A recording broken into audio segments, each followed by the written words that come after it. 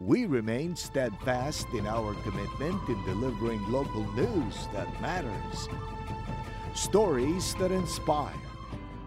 Enriching the lives of Filipinos in the Philippines and across the globe. This is your GMA Regional TV. Buong puso para sa Pilipino.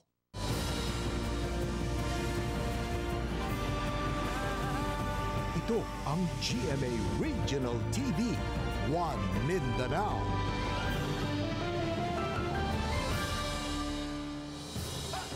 Maayong hapon Mindanao, kini ang GMA Regional TV, One Mindanao. Hatod namo ang pinakadagong pinakauling balita sa Mindanao.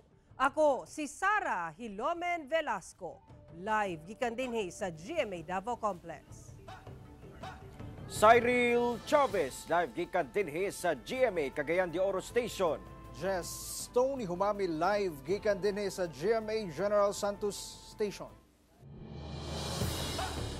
Kapin 40 ka mga panimalay ang naugdaw sa managlaing sunog sa Cagayan de Oro City, sulod lang sa usa ka adlaw. Kabumberuhan nagpaymangno sa publiko karong init ang panahon aron malikayan ang sunog. Ang detalye sa report ni James Paulo Yap. Pasado alas 2 sa hapon adlawng Lunes, miulbo ang usa ka dako nga sunog sa St. John Barangay Puntod sa Cagayan de Oro City. Paspas nga mikatay ang kalayo sa mga kabalayan sa lugar. Tungod gama lang sa light materials ang mga balay ug dikit-dikit pagyod ug kusog ang hangin niadtong tungura. Paspas nga miresponde ang mga personay sa Bureau of Fire Protection sa lugar ug sa kadako sa kalayo, gisaka sa ikaupat nga alarma ang sunog. Initially, magkandak pag-imig about sa electrical. Pero na yung mga hungiyong, sir, na nakuha ninyo, pre? Ano namin nakuha nga kwan, mga evidence, kurente. Ano namin nakuha puro subject puro sa investigation. Sa maong sunog, ugdaw ang 32 ka mga panimalay, diin kapin 200 ka mga individual ang apektado sa sunog. Anasab sa 1.9 million pesos ang gibana-bana ang danyo sa sunog. Samtang wala pa manahuman og imbestiga ang kabumbiruhan sa nahitabong sunog sa Barangay Puntod. Laing sunog na sab ang miulbo sa accretion area sa Barangay Makabalan pasado alas 9 sa buntag adlawng Martes. Nagsugod kuno ang kalayo sa ikaduhang andana sa panimalay ni Jason Laluna. Sumala niya nga igo lang kuno siya naghikay og pagkaon alang sa iyang birthday. Dihang namatikdan ang bagang aso sa ibabaw nga bahin sa ilang balay. Pagsaka na ako, tingala ko nga dako naman kalayo. Walay naglungag sa taas. Wala po yung nakapansak ng kurente. Kay trabaho man ang misis. Di wala po ko cellphone, wala yung ma-charge. Kini na lang karon ang nahibilin sa dos andanas nga panimalay sa pamilyang Laluna. Human kini gilamoy sa dakong kalayo. Ang masadyaon unta nga birthday celebration nahulog pa sa disgrasya. Pasalamat na lang kuno sila kay walay na unsa o naangol man sa ilang miyembro sa pamilya. Gisaka sa ikatulong alarma ang sunog tungod sa kakusog sa hangin sa lugar ug gama sa mixed light materials ang mga balay. Sumala sa BFP Makabalan, posibleng electrical short circuit ang tinubdan sa kalayo. 8 ka mga balay ang ugdaw, samtang 16 ka pamilya apektado sa sunog. Kapin 800,000 pesos sab ang natala nga danyo sa maong sunog. Pahinumdum sa BFP sa publiko karong sagunson ang panghitabong sunog, ilabi pa nga init ang panahon. Kung naman galing kayong mga appliances nga sigurado yun naka-unplug, kung magluto man galing ta, hindi na tubiyaan. Kung na mga emergency, tawag mo sa mua, kay dali may makaresponde. Kauban si Makoy Sempron o si Jaybert Pairat sa kamera. Ako si James Paulo Yap para sa One Mindanao. Arestado ang usa ka pulis ug MILF member sa Cotabato City ato sa entrapment operation sa CIDG Bar. Narecover ato sa mong operasyon ng upat ka high-powered firearms. Ani ang report ni Abby Caballero.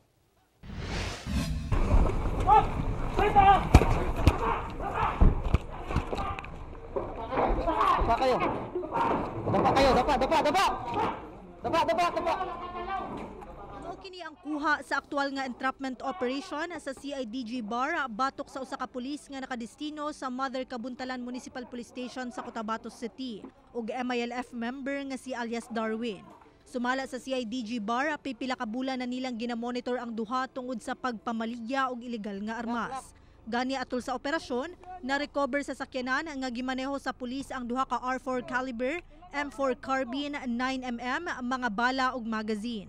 Matud pa ginabaligya sa mga sospek ang maong mga armas sa kantidad nga 150,000 pesos matag usa. We are looking into the possibilities na isa sa mga customers nila ay yung mga politicians. Matud sa otoridad, dakong tabang ang pagkasikop sa duha ka mga sospek aron madakpan sab ang uban pang nalambigit sa maong binuhatan. Considering nung nahuli sila, may mga devices na nakuha sa kanila, electronic devices such as cellphones. So with that, pag makakuha lang tayo ng court order, malalaman na natin up to what extent yung link nila for transactions.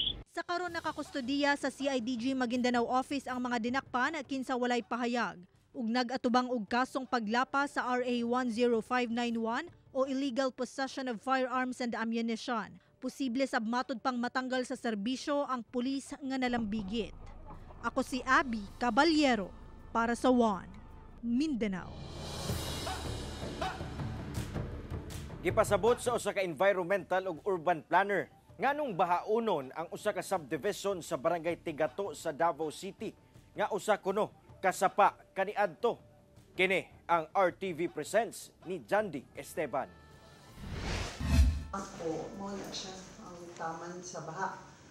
Namilit pa ang mga naugang lapok nga gibilin sa baha sa mga gamit ni Apple niining usa ka subdivision sa Barangay Tigato, Davao City. Dugay na niyang gusto ibaligya ang balay kay bahaunon ang lugar. Apan, way mupalit. Maong mag-antos na lang sa siya sa pagpuyo dinhi. Nga mo ang sitwasyon og dili magbalik-balik permanente bahaon, mag-agad ra pod mi sila kung unsa ilahang ikapatigayon sa MOA. They can trying to do relocated from this area, mas maayo unta gyud. Ang uban nagpabayad na aron malabhan ang gabundok nga labhunon nga nahumol sa baha. Si Nanay Marlene ang usa sa mga nagalaba sa mga labhunon sa salingan. Pag hinlo lang gyud, kay wa pa jud na hinlo. Mag-uli ko sa balay, samok kayo, piti sa buta. Pero providean mo relocation. Og na abalhin mi, oy sige nagagyaw-yaw akong anak, anong diha daw mi mamuyo. Wa man sad mi kapuy-an. Daghang balay na ang gipang abandona gani ang uban gibaligya na ang ilahang mga Pinoyanan sama na lamang niining naa sa akong likod. Tungod sa ilahang sitwasyon nga dili na nila kaya maantos ang ilahang lugar nga bahaunon. Gipasabot ni Interfacing Development Interventions for Sustainability o IDIS Program Coordinator Lemuel Manalo nga usasab ka environmental ug urban planner nga ang maong subdivision daw ang mismong suba kaniadto base sa iyahang gihimong pagtuon. Kini nga bahin base sa mapa niadtong 1944 agianan sa sapa kaniadto nga karon usa na ka subdivision. Sa paglabay sa panahon nausab ang agianan sa tubig. Busa ang maong karaang ginagaydayan sa sapa nagbilin og mga linaw o limaw nga gitawag nga Oxbow Lake. Kung asa nahimutang ang subdivision, maong panahon mo kusog ang ulan, mulapaw ang Davao River, masalo og mapundo dinhi ang tubig. Kani mo gud tibuok stretch sa Davao River, floodplain ni siya. Kumbaga, kung magbaha man gud, balikan niya ang tibuok niya na floodplain. Ang ato ang mga settlements nato naagid mismo sa floodplain. Isa na diri ang Jade Valley. Ibalik karon sa Davao River ang pangitaon niya tong mga karaan niya na channels. No? Busa bisan unsaon daw pag-ayo o pagpadako sa drainage sa lugar bagbaha gihapon. Di gyud daw kini angay puy-an. Hinuon, duna na daw mga ginatun-ang proyekto ang LGU sa pakigalayon sa JICA nga magtukod og mga catchment basin facility. Kumbaga mga basins, no, mga retarding ponds, series of retarding ponds kay para ma-delay niya ang tubig ug dili siya didto mo diretso tanan sa mga communities nato sa downstream. I-recommend do na naay kaning just socially just na relocation process para ani. Pero ang pangutana, nganong nahatagan og go signal ang development project bisan bahaunon. Tubag ni Councilor Diosdado Mahipos Jr. ang chair sa Committee on Risk Reduction and Management sa Davao City Council. Just take consideration of the fact that Jade Valley was established early 90s. The local government unit was empowered to provide for a land use plan through the local government code which was enacted 1992. So prior to that, it was the Ministry of Human Settlement, now the HLURB, and now the DSUD that has the power to determine the land use of a specific area. So now we have the City Council that's helping the City Planning and Development Office in making sure that developments are put in its proper place through the crafting of our CLUP. I think we are already very determined to prevent a similar situation where a development is put in an area this is not really suitable for it. Nangita na daw ang LGU og pamaagi aron mapahiluna ang mga residenteng namuyo sa bahaunon o anaa sa danger zone. Kini nga problema dugay nang gipaabot sa hingtungdan. Kung kini dili gilayong masolusyonan, magpaabot na lang ba kita nga mas mugrabe ang sitwasyon ug dunay makalas nga kinabuhi? Kauban si Jojo Solarte sa kamera. Ako si John D. Esteban para sa One Mindanao. Usa ka semana sukad na hitabo ang landslide sa Barangay Masara sa Maco, Davao de Oro. Nagpadayon gihapon ang pagkalot alang sa kapin 40 pa kamising. Atong saro ng detalye nini sa live report ni Argil Relator nga manukad sa Mawab, Davao de Oro. Argil.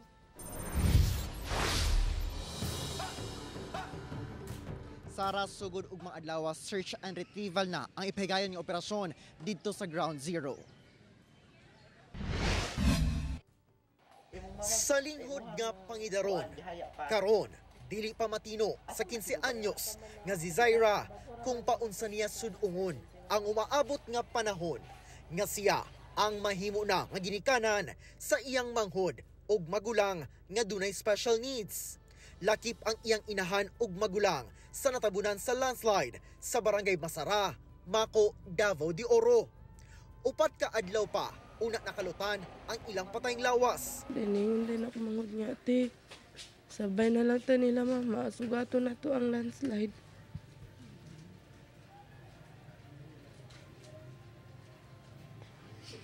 Matupag-abot na ko sa prinarya. Nakita na ko sila mama dito. Ano gipaon namin nila ni balik mo ko atong landslide sir. Gusto na ko sugaton pero una-una anak ko na pamangkoy mangod.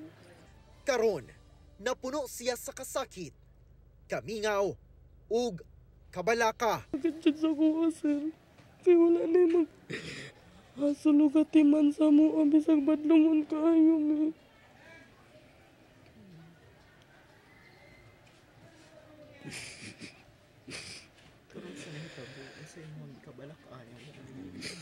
Wala kong gikabalakan sa kaya kung mangod ka masulti siya nga. Dili na kumiskwila kay wala si mama. Sa ulahing tala sa Management of the Dead and Missing Persons, 67 na ang na-recover nga patayng lawas sa Ground Zero ug upat ka body parts. 17 sa mga patayng lawas ang wala pa nailhan, 15 nakatakda na nga ilubong ugma. Samtang 47 pa ang missing. Eksaktong usa ka semana na ang nilabay, sukad nahitabo ang pagdahili sa yuta. Apan nagpadayon ang paningkamot sa mga rescuer gikan sa nagkariiyang ahensya og LGUs. Dala ang ilang mga ekipo og search and rescue dogs aron sa pagpangita sa mga missing. Apan naundang ang operasyon sa mga rescuer karong hapon tungod sa paglihok sa yuta sa Ground Zero. Around 2 o'clock this afternoon, nagkaroon na naman ng ground movement doon sa face ng landslide and it halted our operations. Ang Coast Guard Southwestern Mindanao giugment ang ilang tulo ka banggiitang search and rescue dogs gikan pa og Zamboanga del Sur nga sila Brittany, Ivy ug Tifa. Dugang sila sa nauna na nga gideploy nga si Apa gikan sa Coast Guard Southeastern Mindanao. Gikan sa search, rescue and retrieval, mahimong search and retrieval na ang operasyon sa Ground Zero. I just issued or assigned an executive order starting tomorrow. We'll switch to search and retrieval. But still we are hopeful and positive na may ma-rescue pa tayo. Mahimong mas paspas sa matud pa ang pagkalot sa yuta kung ideklara na nga wala na timailhan nga doon na pa'y buhi nga natabunan. Basically, ang decision po ng crisis committee doon po sa situation, sa lugar, actual na situation na wala na pong bahay na naging halo sa loob, kung hindi sira talaga yung mga poste, kaya nagkaroon ng mga debris doon na semento. Kaya nung decision ng crisis committee, upon the recommendation of the experts, mahirap na po makakita tayo ng buhay dyan ngayon. Sa milabay nga duha ka adlaw, kamatikdan nga ubay-ubay ka mga patayng lawas ang na-recover sa Ground Zero. Kasi ito, white pointers symbolize dead bodies recovered. So ang pinakamaraming nakuhang patay, ito po si Sector 1. Ito po ang isa sa lugar na nakukunan ng 2 buses at saka isang jeepney. Kaya it explains bakit maraming dead bodies dito. Luyo nga una na ikabutyag sa Mines and Geosciences Bureau nga environmental ang hinungdan sa pagdahili. Nag-file na og resolusyon si Davao de Oro 2nd District Representative Roel Peter Gonzaga, kauban ang lain pang kongresista aron awhagon ang Kongreso nga maglusad og investigasyon sa barangay Masara landslide. Sabihin natin this is an act of God o sabihin natin this is a calamity, pero there was an existing no-build zone. Kaya titingnan natin kasi there must be a person, public official, responsible for this. Sara na nawagan ang kining LGU Mako labi ng Incident Command Post ngadto sa mga nawad-an og mga kabanay 17 ka mga wala pa mailhan nga mga patayng lawas ang ana sa punerarya moadto sila didto aron nga ilhon ang katong mga patayng lawas kay ugmang adlaw naka-schedule ang kinigatawag nga pre-burial process alang sa mga wala pa nailhan nga mga patayng lawas. Sara.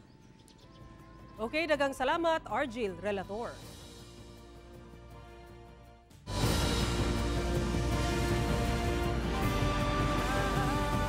Ito ang GMA Regional TV, One Mindanao.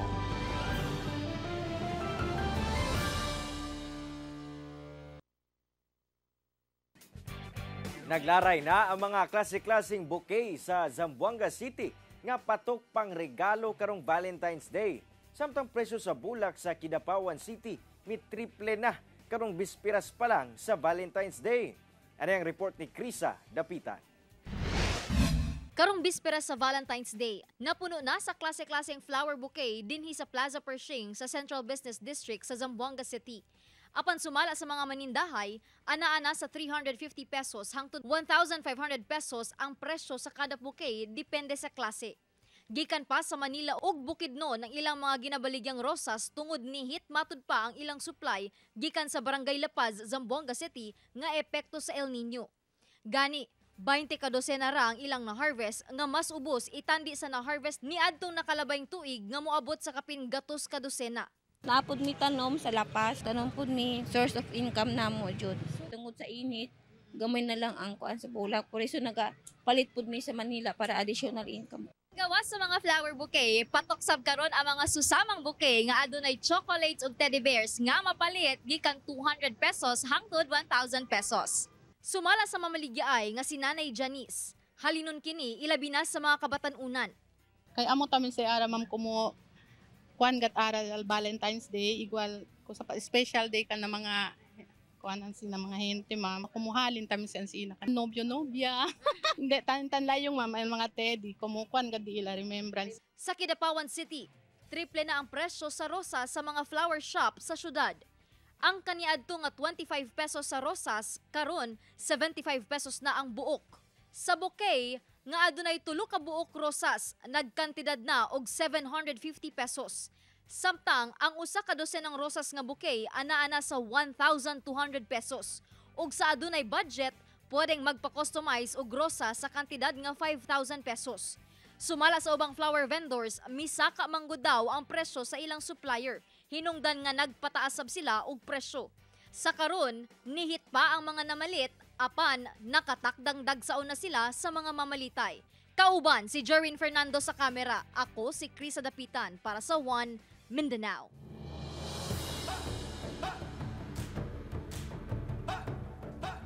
Mustisyang panawagan karon sa pamilya sa doktor nga gipusil sa riding and tandem suspects sa National Highway sa Buluan, Maguindanao del Sur niadtong February 3 sa gabi. Ano ang report? Hangtod karon, padayong nagpaayo sa ospital si Dr. Charmaine Ceballos Baroquillo nga nakahiagom og samad pinusilan sa walang abaga ug sa lower back niini nga bilaho sa spinal cord. Kahinumduman nga gipaarakan sa mga gunman ang sakyanan ni Baroquillo sa National Highway sa Barangay Digal, Buluan, Maguindanao del Sur niadtong February 3 pasado 7 sa gabi. Sa social media post sa amahan ni Dr. Baroquillo, gipadayag niini ang kasakit nga ilang gibati sa kahimtang silang anak human sa krimen. Narawagan sila nga masulbad ang patay ug pagpangawat sa maong lugar. Miapila sab sila sa lokal nga kagamhanan nga himuong prioridad ang mga programa para sa road safety, sama sa pagbutang og mga suga sa kadalanan ug pag-repair sa kalsada ug pakusga ng seguridad sa lugar aron wala nay mabiktima pa. Nagsaad sab ang provincial government sa Sultan Kudarat nga mahatag ang hustisya sa biktima kinsa nagsilbing volunteer doctor sa Provincial Hospital sa Sultan Kudarat. We pray na maayos po ang kalagayan ni Dr.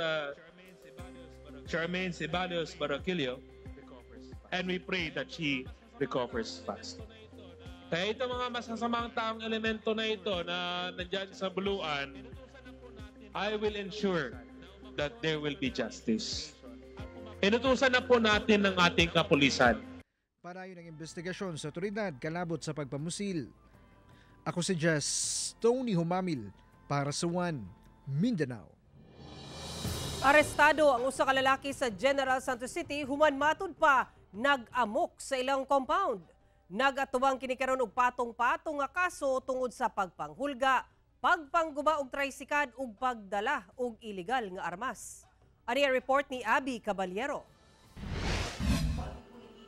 Balhog sa prisuhan ang 36 anyos nga si Delphine Prehil Jr. human kini gi-report sa iya mismong igsuon ngadto sa kapulisan dihang nag-amok kini niadtong Pebrero 9 sa gabii.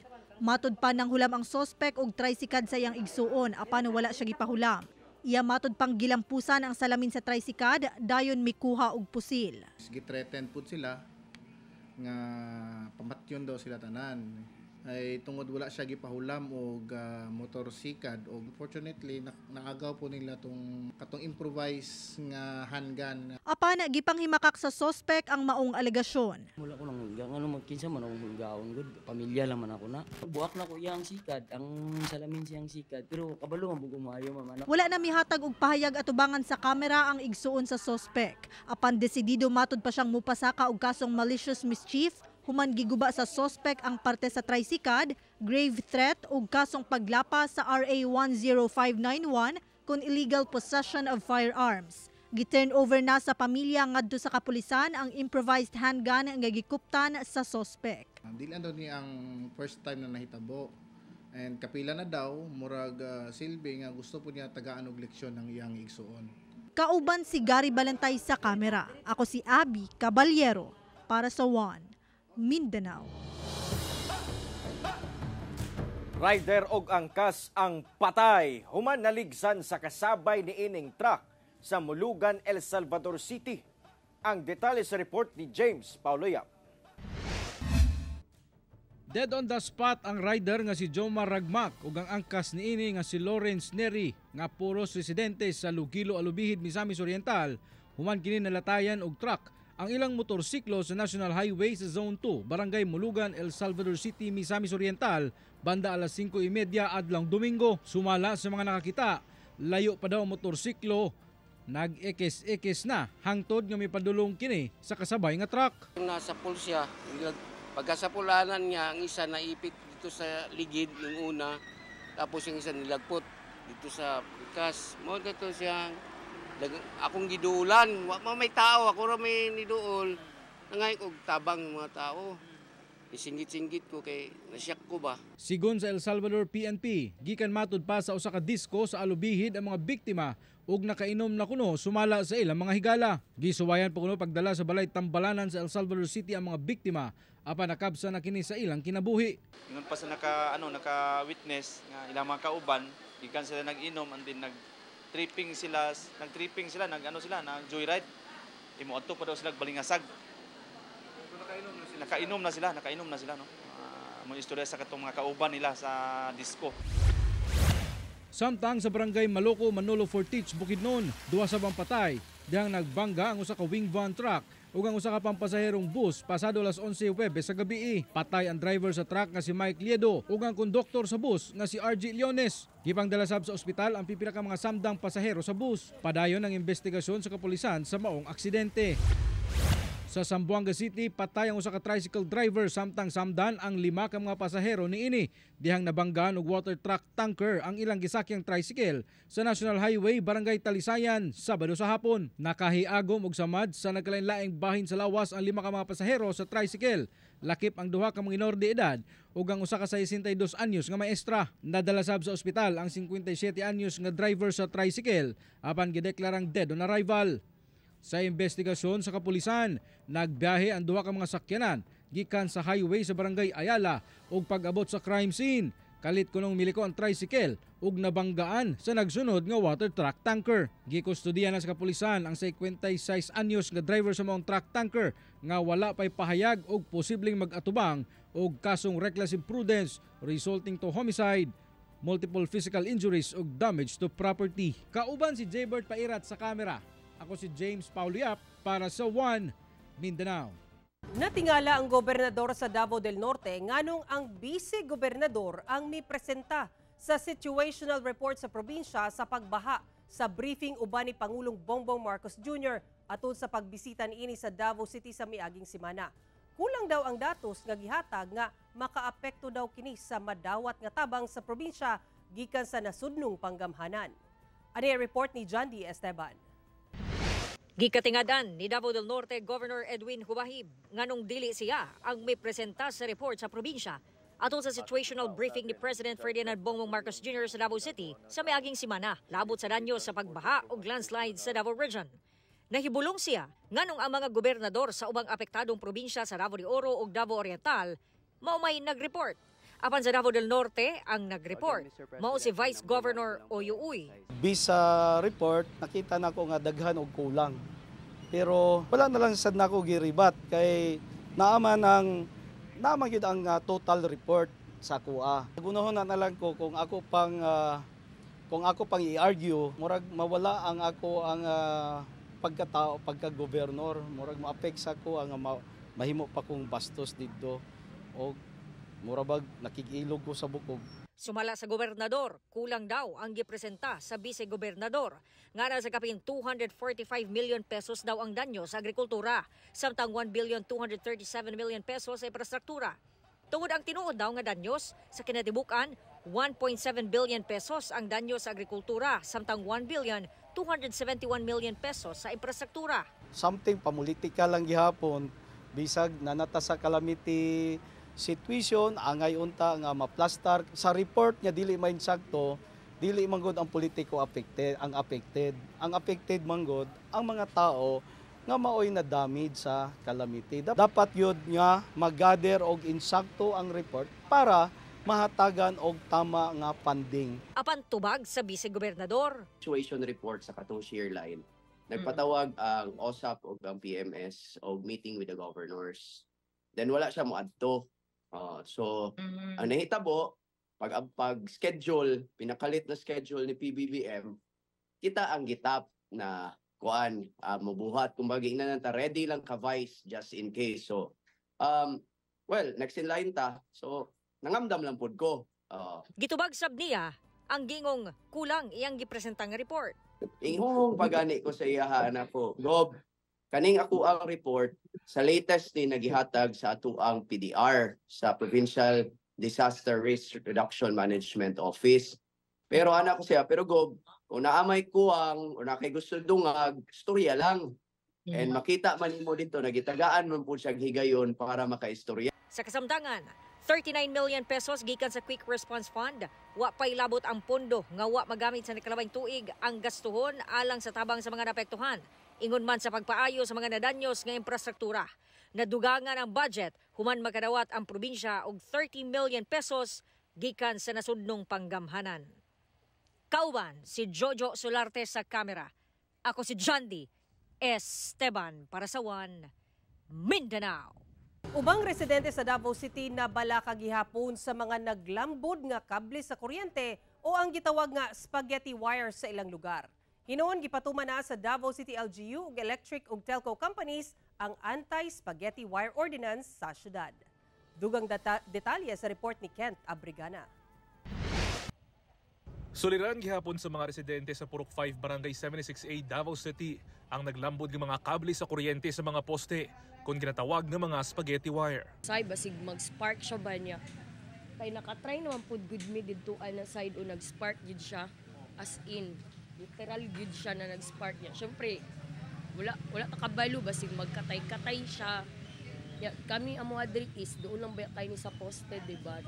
Sumala sa barangay, ubay-ubay na sabmatod pa ang ilang nadawat nga reklamo kalabot sa spaghetti wires.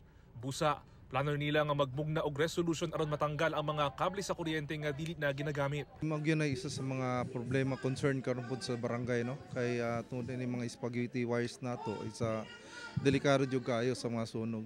Pila na ka mga nahitabo mga insidenteng sunog diri tungod sa mga electrical wirings nato. Sumala sa Bureau of Fire Protection, peligroso ang spaghetti wires tungod posible kini nga mahimong hinungdan sa mga aksidente ug injury. Gani, nahimo sab kining babag sa pagresponde sa kabomberohan kung dunay sunog. Naay tendency nga kung naa siya'y samad or naay damage sa ang katong insulator sa wires, pwede na siya nga ground no or makakuryente sa kanang atong mga bypassers. Okay. Unya during pod sa ato ang sa ato ang pagresponde, medyo delikado pod sa ato ang mga fire trucks no, lalo na karon ang ato nga fire trucks mga dagko na. Sa datos sa Bureau of Fire Protection 11, mukabat na sa 179 ang kaso sa post on fire sa Davao City, ang ilang natala niadtong milabing tuig.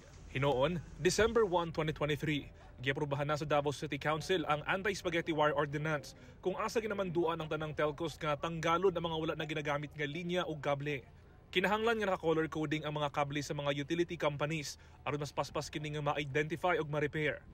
Ang musupak sa maong balaod, pwede masilutan og 300 pesos per pole matag adlaw hangtod sa mga comply. Niadtong Domingo, gipatuman na ang mga ordinansa kung asa gisugdan na ang pagtanggal sa mga kable nga wala na ginagamit sa Rizal Street Poblacion, Davao City. Ang rule by the way sa Davao Light is just to remove some of the poles namo pod and at the same time to put a structure kung asa pwede ibutang sa mga telco, cable companies, internet service provider ilang linya. Butang nga gikalipay usab sa ubang residente. Basta lipaya kay para malimpyo ang Davao wirings ana. Okay nga naman. Para wala na siya mga sunog-sunog. Kauban si Mel Colmenares sa kamera. Ako si Kent Abrigana para sa One Mindanao.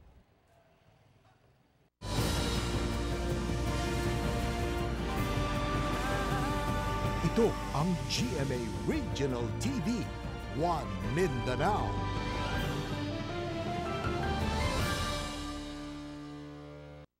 Kanhi opisyal sa Davao de Oro gitubag ang pasangil sa kasamtangang administrasyon nga kaniadto paunta gipatuman ang no-build zone sa Barangay Masara sa Mako, Davao de Oro aron nalikayan ang insidente.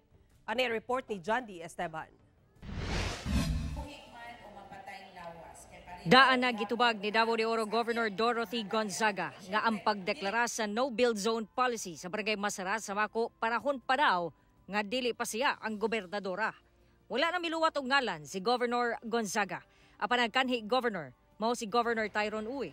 Sa interview sa GMA Regional TV 1 Mindanao, gitubag sa kanhi gobernador sa Davao de Oro nga si Tyrone Uy ang pangutana nganong nakabalik sa Masara ang mga residente taliwala sa kadelikado sa lugar. Bisan og gi-identify na daan sa MGB 11, isip highly susceptible sa landslide ang area. Na-relocate na sab sa Apex Mining sa Barangay Kinuban ang mga residente. Naman din sila nakita na mali o kakulian, nganong wa man sila nila gi-correct. And during my time, Ma'am Jandy, wala man po'y landslide nga nahitabo. Wala po'y natabunan na mga panghitabo during my time, during 2016 to 2022. In fact, ang husband gani sa ato ang gobernador karon even built a barangay hall in that area. Naapil gani sa natabunan karon. Nakita man day nila nga nay mali, nganong isugot man sila nga tupuran. Sa daan na giingon sa kasamtangang gobernador. Since hindi pa nare-relocate nila yung mga tao, they had to syempre give the semblance of normalcy sa lives ng ating community. So, ginawa nila, meron ding school doon, meron ding barangay hall kasi nga hindi pa nailipat yung mga community. Alam nga naman wala silang school. O saan pupunta kung nangangailangan ng barangay kapitan? Atol sa iyahang panahon, dugang ni Uy, Ginapabakwit gyud daw dayon ang mga residente ug galing magdaot ang panahon. Sumala ni Uy, dapat pabalikon sa relokasyon sa Barangay Kinuban ang mga apektadong residente ug di na gyud dapat sila papuyon ug balik sa lugar. I would suggest na kasagaran man po diha sa ilaha na anay mga balay dito sa Barangay Kinuban, and gamay na naman siguro ang wala pa'y balay katunang mga bagong tubo nga pamilya. Siguro for the government to relocate them also, tukuran og balay. Kung napay area sa Barangay Kinuban, kayo dito. Samtang ni Bagulang, sumala sa MGB 11, nag-identify na ang lokal nga panggamhanan ug duha ka lugar sa Purok Bumbil sa Barangay Mainit nga mao'y balhinan sa mga residente. Apan i-assess pa kung luwas gyud kini tukuran ug residential area. Ako si John D. Esteban para sa One Mindanao. Gipangandama na sa San Pedro Cathedral Parish sa Davao City ang pagsugod sa Kwaresma pinaagi sa Ash Wednesday ugmang adlaw. Ug kay naatulman sa Valentine's Day, pipila ka mga Davaoenyo magsaulog gihapon luyo sa pagsugod sa Kwaresma. Ari report ni Kent Abrigana. Gipangandaman na sa San Pedro Cathedral Parish sa Davao City ang Ash Wednesday nga mao'y pagsugod sa Kwaresma. Niadtong milabayng semana, gisugdan na sa simbahan ang pagsunog sa mga lokay nga gigamit ni adtong milabayng tuig. Ang abo niini mo'y gamiton sa pagbadlis alang sa Ash Wednesday. This marks the beginning of our Lenten season. So ang mga katawhan butangan na siya abo sa agtang, no? Ang abo gikan na siya sa kanang mga palms nga atong gigamit last year nga nablasingan during Palm Sunday. Kanang abo nagpahinumdum sa ato ang kitataw gikan sa abo ug mubalik ngadto sa abo. Subay sa Kwaresma, mao kini ang panawagan sa pag-ayuno ug pagsakripisyo, hilabi na ang pagbuhi sa mga material nga butang. Abstinence nga dili lang mag-abstain sa mga ginakaon nato nga mga food, kundi dili mag-abstain po labi na mga kabataan, mag-abstain pod sa paggamit og mga gadgets, no? So mga games ana. O kita po ng mga hamtong na sa unta maka-abstain po ta sa paggamit og kanang mga gadgets labi na pag dili maayo sa mga maayong butang. Dugang pa sa simbahan, mausab kini ang panahon sa paghinatagay, hilabi na sa mga natagamdaman nga mga kadaot sa rehiyon tungod sa baha ug landslide. Kung manjutaan nagmoney kay we will not use money for example kung kanang sige taglaag sa mall, magsige kaon, sige merienda. No, let's fast or let's abstain from that, and then the money unta no nga makatabang ang money nga maipon nato para ihatag sa atong mga kaigsuonan labi na katong mga na sa tawag nila destroy sa landslide. Dunay 5 ka misa nga magsugod sa alas 6 sa buntag, kutob alas 5 sa hapon. Samtang natulsab ang Ash Wednesday sa Valentine's Day. Sagad sa mga Davaoenyo, magsaulog gihapon og himuong higayon nga magbonding kauban ang pamilya og mahal sa kinabuhi. Og ako'y pabuton, isabay mo maog yun siya nga kuan. Isabay na lang sila sir para maisa lang. Ang gasto isa lang yan. So isabay na lang pamilya sa simbahan sir kay banding mong gyapon. Sa simbahan na lang mag-banding sa ug mag-celebrate sa Valentine's Day. Kay kung tinud-an ang gugma, siyempre ang Ginoo man ang sentro sa ilang gugma. Kauban si Melchor Awing sa kamera. Ako si Kent Abrigana para sa One Mindanao. Subling giawhag sa Zamboanga City LGU ang tanang establisimento ug mamaligyaay sa syudad nga mutuman sa no plastic policy matag Sabado ug Domingo. Kiniisip paagi sa pakigbatok sa problema sa plastic pollution. Dugang detalye sa report ni Efren Mamak. Tungod subling gipatuman sa Zamboanga City LGU ang no plastic policy sa Zamboanga City, ang mamaligyaay og pan sa Santa Cruz Public Market nga si Maribel Marabueno, mopalit na lang matud pa og paper bag nga masudlan og pan sa iyang mga customer. Sunod na lang ta kay mong manilang patakaran. Gamit ba ta katong paper bag? Pwede po. Ipalit na lang jud. Aron makunhuran ang plastic pollution, giawhag sa Zamboanga City LGU ang mga business establishments sa mga commercial o residential areas nga motuman sa no plastic policy matag adlawng Sabado ug Domingo. Matud sa LGU, imbes mo gamit og non-biodegradable plastic, mo gamit na lang og biodegradable plastic, paper bags o karton. We're trying to minimize yaton plastic pollution. Diba? This has been a problem ever since, diba? Not just locally, but globally. Apan sa pagkakaroon, wala pa'y gipagulang penalty o silot ang Zamboanga City LGU sa mga mosupak sa no plastic policy, sanglit gina-evaluate pa kini. Gani ginatuki pa sa City Council ang ordinansa nga magpaligo ni ining polisiya. Yes, we will be sending out mga inspectors namin na diaton mga gender na mga malls, especially mga grande-grande malls, to follow this. Kauban si Sim Romero sa kamera. Ako si Efren Mamak para sa One Mindanao. Patay nang nakaplagan sa mga residente ang usa ka dugong sa Glan Sarangani. Sa pagsuta sa otoridad, nakakaon ang dugong og mga hibla sa fishnet nga maumatod pa ang rason sa iyang kamatayon. Ani ang report ni Abby Caballero.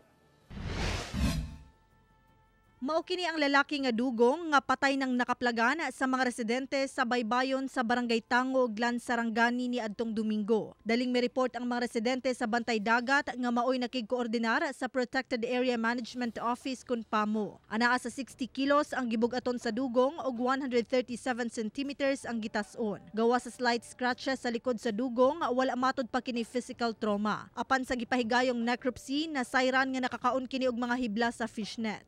Natuklasan doon sa dito kanong juvenile dugong na namatay. May mga nakain pero isa doon sa notable na nakain niya is fishnet. Yun po yung sanhi ng pagkamatay niya. Subling nagpahimangno ang otoridad nga dunay dakong responsibilidad ang mga residente alang sa conservation sa marine biodiversity. Gamit sa paningisda na wag lang hayaan itapon sa dagat. Kasi mayroon yung mga nilika na nandyan, yung mga sea animals, sea mammals na maaaring na magpagkamalang pagkain. Sa karon anaa sa Conservation Center sa DNR 12 ang lawas sa maong dugong. Ako si Abby Caballero para sa One Mindanao. Mao kadto ang mga ulahing balita sa Mindanao karong adlaw. Mamahimo ninyo kining makita pag-usab pinaagi sa pagbisita sa official website sa GMA Regional TV o bisita ang among official YouTube channel o i-click ang subscribe button para sa pinakaulahing balita. Daghang salamat sa atong mga kapuso sa Mindanao nga nagalantaw kanamo ug sa atong mga kapuso abroad. Parayon lang sa pagtutok sa mga lokal nga balita matag adlaw tungod sa GMA Regional TV. Local news matters. Kami ang GMA Regional TV 1 Mindanao. Tibok pwersa para sa mas dakumisyon ug mas halapad nga pagserbisyo sa nason.